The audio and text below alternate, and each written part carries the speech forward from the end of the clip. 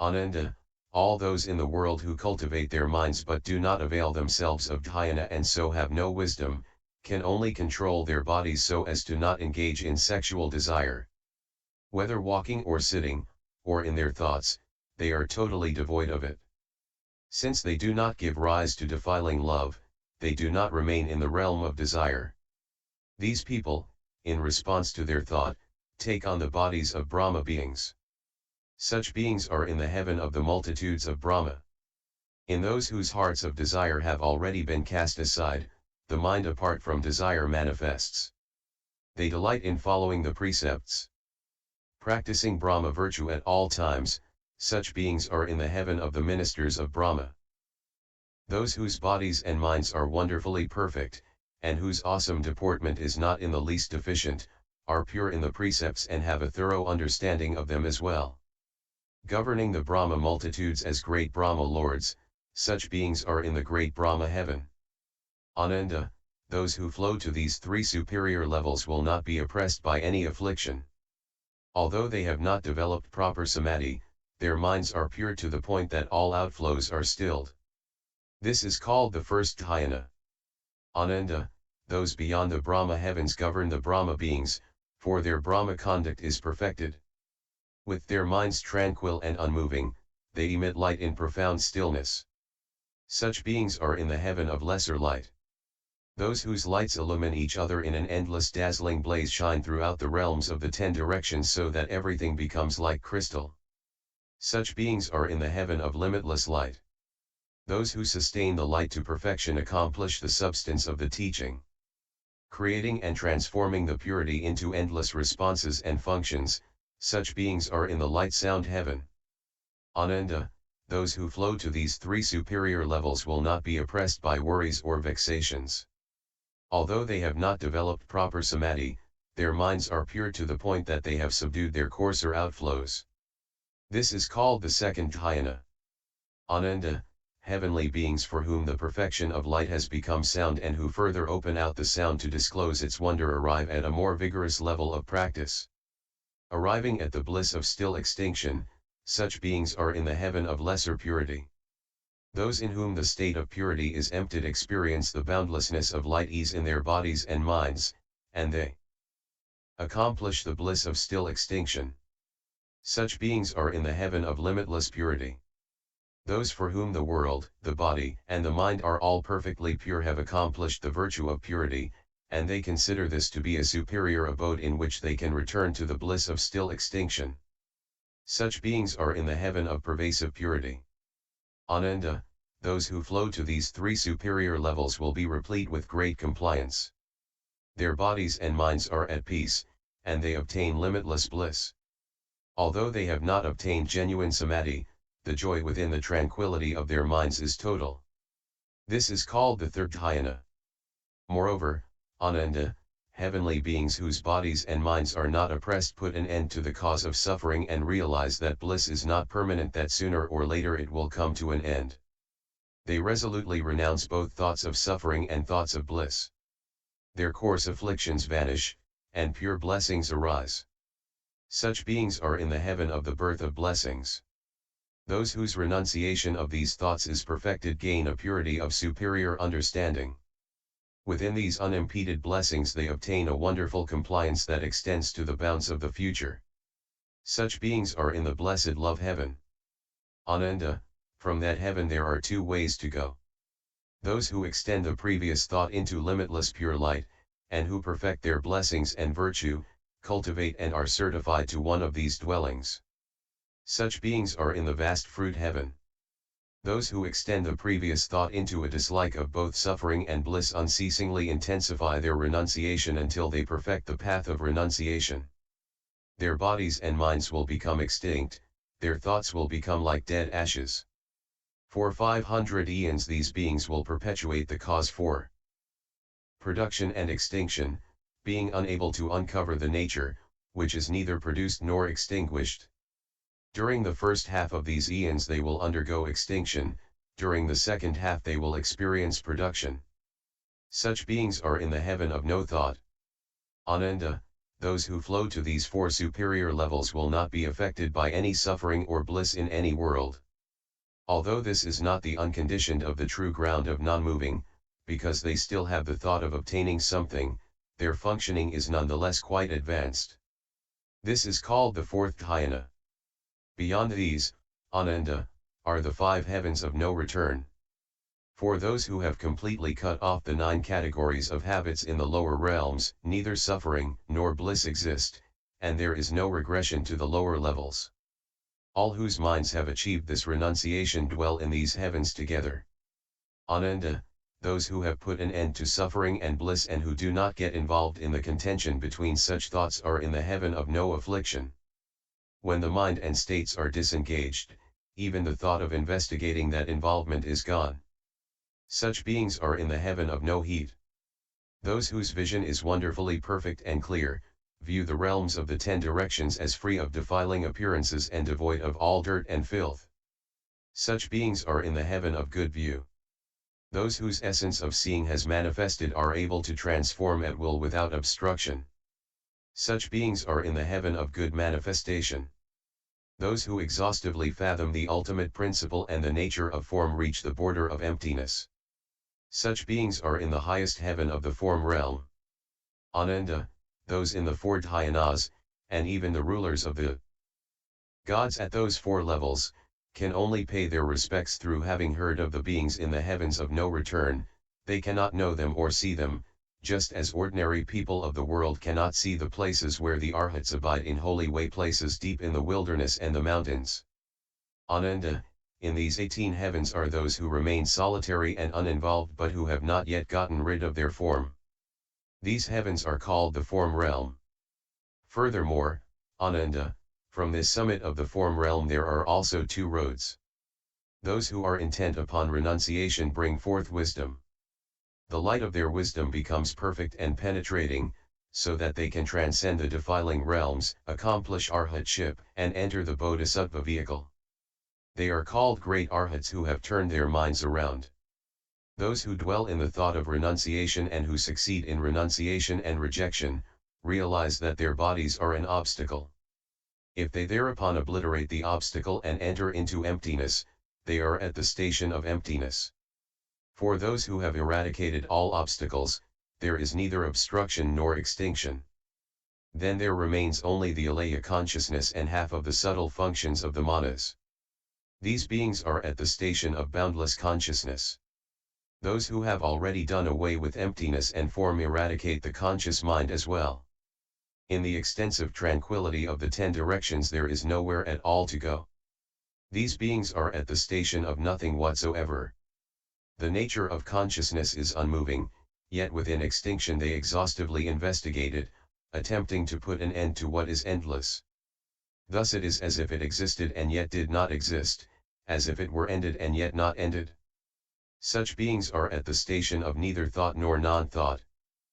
These beings who cultivate the path of sagehood from the heavens of no return by delving exhaustively into emptiness without fathoming the principle of emptiness are known as dull arhats who do not turn their minds around.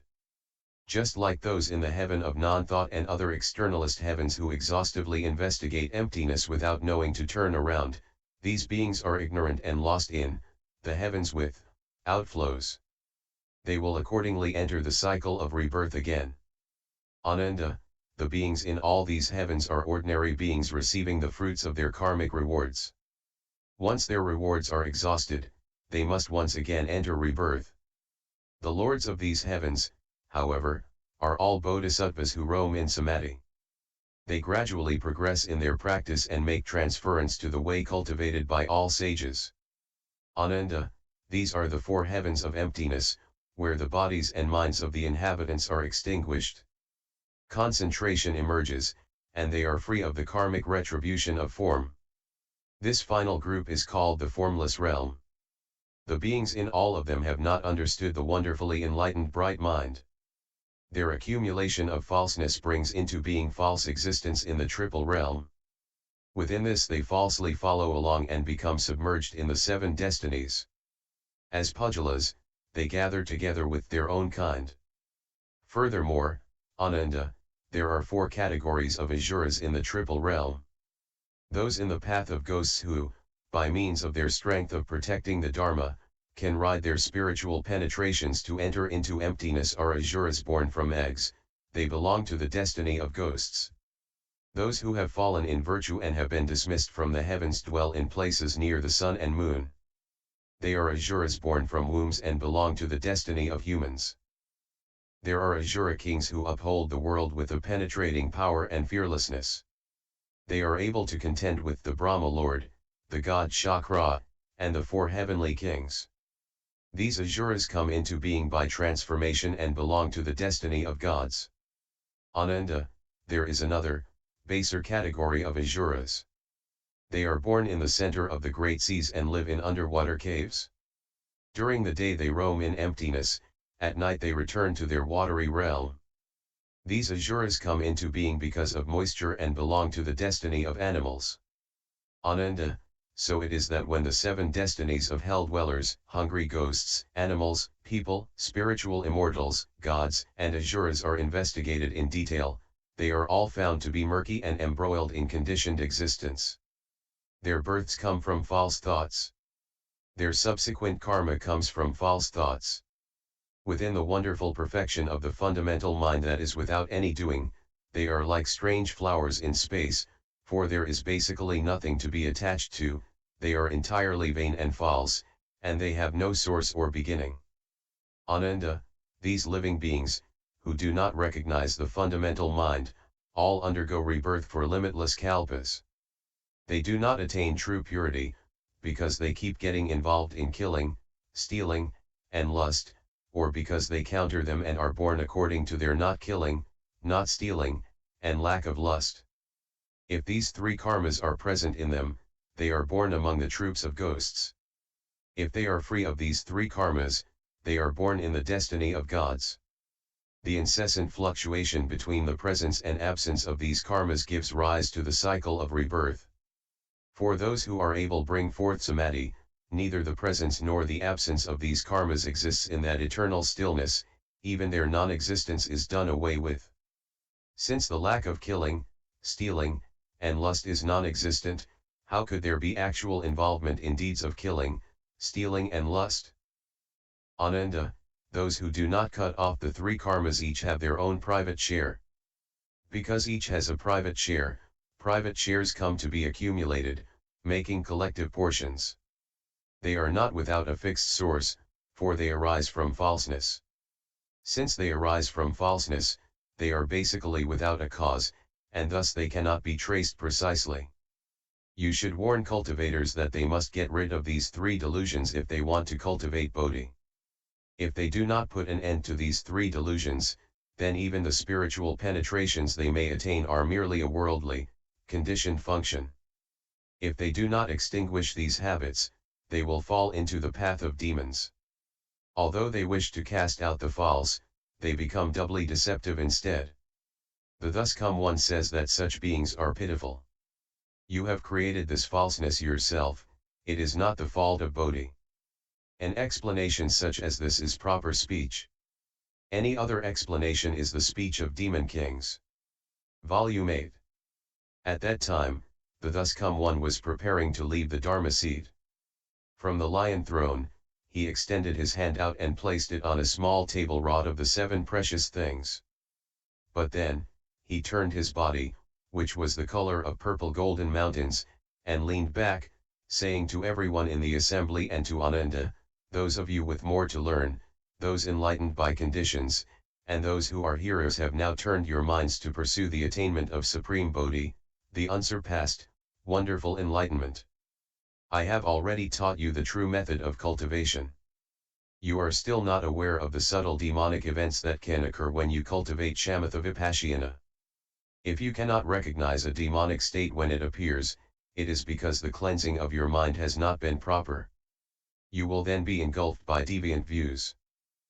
You may be troubled by a demon from your own skandhas or a demon from the heavens. Or you may be possessed by a ghost or spirit, or you may encounter a mountain sprite, lime. If your mind is not clear, you will mistake a thief for your own son. It is also possible to feel satisfied after a small accomplishment, like the unlearned Bhikshu who reached the fourth dhyana and claimed that he had realized sagehood. When his celestial reward ended and the signs of decay appeared, he slandered arhatship as being subject to birth and death, and thus he fell into the Avicii hell. You should pay attention. I will now explain this for you in detail. Ananda stood up and, with the others in the assembly who had more to learn, bowed joyfully. They quieted themselves in order to listen to the compassionate instructions.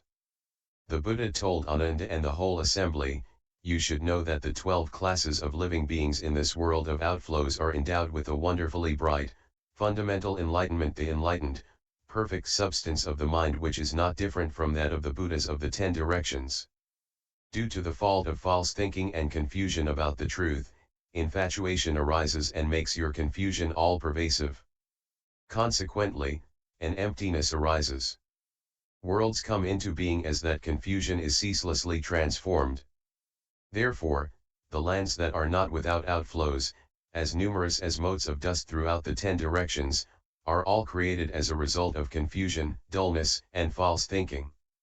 You should know that the space created in your mind is like a wisp of cloud that dots the vast sky.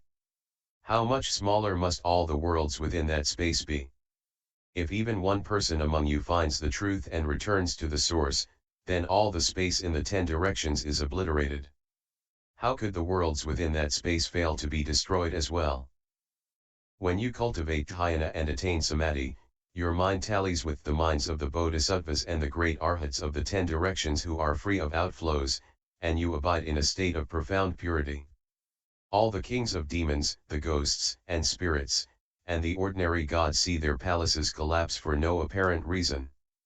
The earthquakes, and all the creatures in the water, on the land, and in the air, without exception, are frightened. Yet ordinary people who are sunk in dim confusion remain unaware of these changes. All these beings have 5 kinds of spiritual powers. They still lack the elimination of outflows because they are still attached to worldly passions.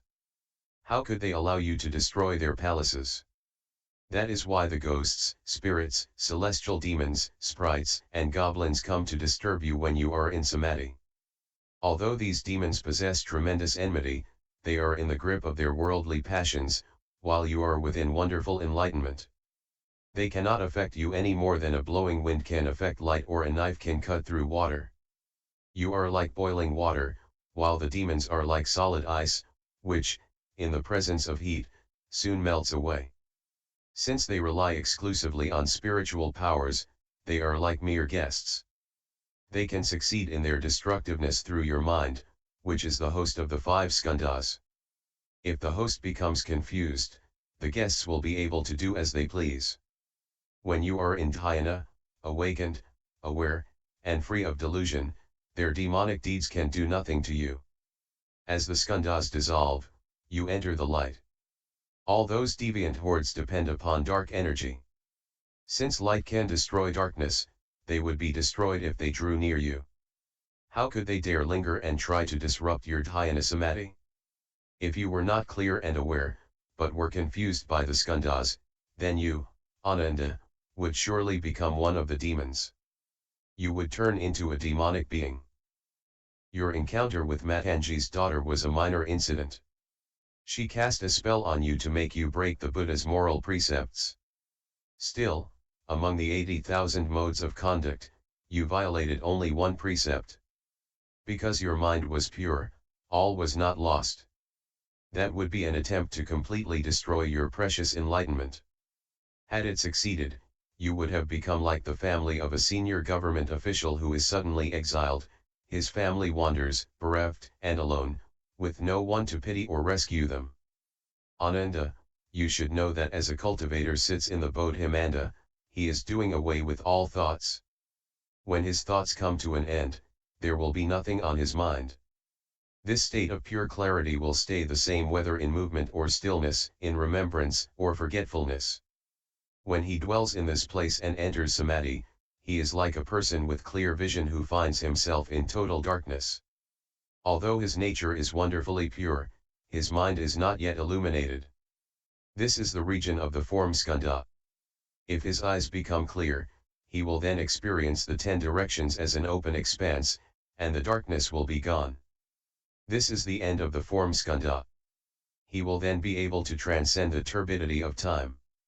Contemplating the cause of the form skandha, one sees that false thoughts of solidity are its source. 1. Ananda. At this point, as the person intently investigates that wondrous brightness, the four elements will no longer function together, and soon the body will be able to transcend obstructions. This state is called the pure brightness merging into the environment. It is a temporary state in the course of cultivation and does not indicate sagehood. If he does not think he has become a sage, then this will be a good state. But if he considers himself a sage, then he will be vulnerable to the demon's influence. 2. Further, Ananda, as the person uses his mind to intently investigate that wondrous light, the light will pervade his body. Suddenly he will be able to extract intestinal worms from his own body, yet his body will remain intact and unharmed. This state is called the pure light surging through one's physical body. It is a temporary state in the course of intense practice, and does not indicate sagehood. If he does not think he has become a sage, then this will be a good state. But if he considers himself a sage, then he will be vulnerable to the demon's influence. 3. Further, as the person uses his mind to intently investigate inside and outside, his physical and spiritual souls, intellect, will, essence, and spirit will be able to interact with one another without affecting his body. They will take turns as host and guests. Then he may suddenly hear the sounds of Dharma being spoken in space, or perhaps he will hear esoteric truths being pronounced simultaneously throughout the 10 directions. This state is called the essence and souls alternately separating and uniting, and the planting of good seeds. It is a temporary state and does not indicate sagehood. If he does not think he has become a sage, then this will be a good state. But if he considers himself a sage, then he will be vulnerable to the demon's influence. 4. Further, when the person's mind becomes clear, unveiled, bright, and penetrating, an internal light will shine forth and turn everything in the 10 directions into the color of Jambunita gold. All the various species of beings will be transformed into thus come ones. Suddenly he will see Vairocana Buddha seated upon a platform of celestial light, surrounded by 1,000 Buddhas who simultaneously appear upon lotus blossoms in 100 million lands.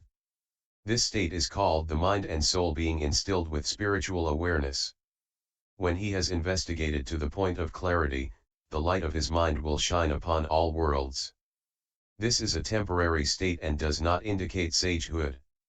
If he does not think he has become a sage, then this will be a good state. But if he considers himself a sage, then he will be vulnerable to the demon's influence. 5. Further, as the person uses his mind to intently investigate that wondrous light, he will contemplate without pause, restraining and subduing his mind so that it does not go to extremes. Suddenly the space in the 10 directions may take on the colors of the 7 precious things or the colors of 100 precious things, which simultaneously pervade everywhere without hindering one another. The blues, yellows, reds, and whites will each be clearly apparent. This state is called trying too hard to subdue the mind. It is a temporary state and does not indicate sagehood. If he does not think he has become a sage, then this will be a good state. But if he considers himself a sage, then he will be vulnerable to the demon's influence. 6. Further, as the person uses his mind to investigate with clear discernment until the pure light no longer scatters, he will suddenly be able to see various objects in a dark room at night, just as if it were daytime. Yet the things, which were already in the dark room, do not disappear. This state is called refining the mind and purifying the vision until one is able to see in the dark. It is a temporary state and does not indicate sagehood. If he does not think he has become a sage, then this will be a good state. But if he considers himself a sage, then he will be vulnerable to the demon's influence. 7. Further, when his mind completely merges with emptiness, his 4 limbs will suddenly become like grass or wood, devoid of sensation even when burned by fire or cut with a knife. The burning of fire will not make his limbs hot, and even when his flesh is cut, it will be like wood being whittled. This state is called the merging of external states and the blending of the four elements into a uniform substance. It is a temporary state and does not indicate sagehood. If he does not think he has become a sage, then this will be a good state. But if he considers himself a sage, then he will be vulnerable to the demon's influence. 8. Further, when his mind accomplishes such purity that his skill in purifying the mind has reached its ultimate, he will suddenly see the earth, the mountains, and the rivers in the 10 directions turn into Buddha lands replete with the 7 precious things, there. Light shining everywhere. He will also see Buddhas, thus come ones, as many as the sands of the Ganges, filling all of space. He will also see pavilions and palaces that are resplendent and beautiful. He will see the hells below and the celestial palaces above, all without obstruction. This state is called the gradual transformation of concentrated thoughts of like and dislike. It does not indicate sagehood. If he does not think he has become a sage, then this will be a good state. But if he considers himself a sage, then he will be vulnerable to the demon's influence. 9. Further, as the person uses his mind to investigate what is profound and far away, he will suddenly be able to see distant places in the middle of the night. He will see city markets and community wells, streets and alleys, and relatives and friends, and he may hear their conversations. This state is called having been suppressed to the utmost. The mind flies out and sees much that had been blocked from view. It does not indicate sagehood. If he does not think he has become a sage, then this will be a good state. But if he considers himself a sage, then he will be vulnerable to the demon's influence. 10. Further, as the person uses his mind to investigate to the utmost point, he may see a good and wise advisor whose body undergoes changes. Within a brief interval, various transformations will occur which cannot be explained. This state is called having an improper mind which is possessed by a mountain sprite or a celestial demon, and without reason speaking Dharma that fathoms wondrous truths. It does not indicate sagehood. If he does not think he has become a sage, then the demonic activities will subside. But if he considers himself a sage, then he will be vulnerable to the demon's influence. Ananda, all 10 of those states may occur in dhyana as one's mental effort interacts with the form skandha. Dull and confused living beings do not evaluate themselves. Encountering such situations, in their confusion they fail to recognize them and say that they have become sages, thereby uttering a great lie. They will fall into the relentless hells. In the Dharma ending age, after the thus come one's nirvana, all of you should rely on and proclaim this teaching. Do not let the demons of the heavens have their way. Offer protection so all can realize the unsurpassed way. End of Form Skandha.